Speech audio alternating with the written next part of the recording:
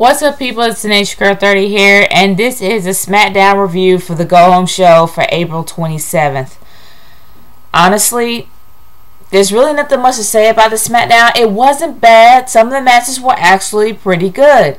I actually did like the opening segment with Daniel Bryan and also Alberto Del Rio. It was a great segment with two heels. Daniel Bryan is definitely becoming a decent heel in my eyes.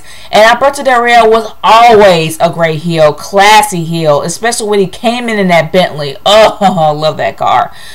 But that segment did not need the Big Show. Now, I know it was trying to open up the fact that the Big Show had a match with Alberto Del Rio. I know it actually did serve its purpose. But still, I don't think that he really needed to be there at all. I mean, that's just how I see it. But honestly, the whole yes and see thing was kind of stupid in my eyes. But, you know, all in all, it did serve its purpose. It was opening up for Alberto Del Rio and the Big Show, which wasn't a bad match at all. I actually did like the Sheamus match versus Mark Henry, even though I've seen it for probably the 4th time. But it wasn't a bad match. I really feel bad for Mark Henry because he's going to always fail. I mean, you can't take the guy seriously anymore. He was decimated by the Big Show. He was kicked in the head with the bro kick, not once but twice. Actually, no, 3 times. You know, you really can't take anybody seriously after that. You can't take him seriously after that. So I really do feel bad. I don't know what's going to happen in his career, but hopefully something decent will happen soon, but you know, who knows. But all in all, it was a kind of a mediocre SmackDown. It's supposed to be promoting Extreme Rules. This is the Go Home show before the actual pay-per-view. But it really didn't do anything to excite me about the pay-per-view, and that's what the Go Home show's job is.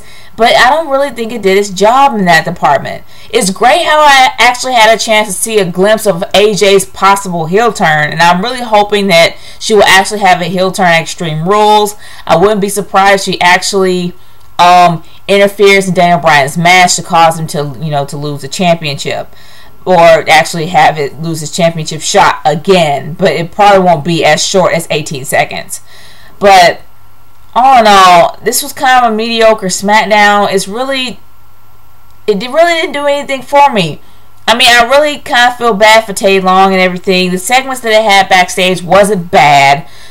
I really am happy the fact they're incorporating new talent, especially O'Neal and Young as a hot up and coming tag team, and also Damian Sandow as well as Antonio. I can't remember his last name, but all I know is that these guys are great talents.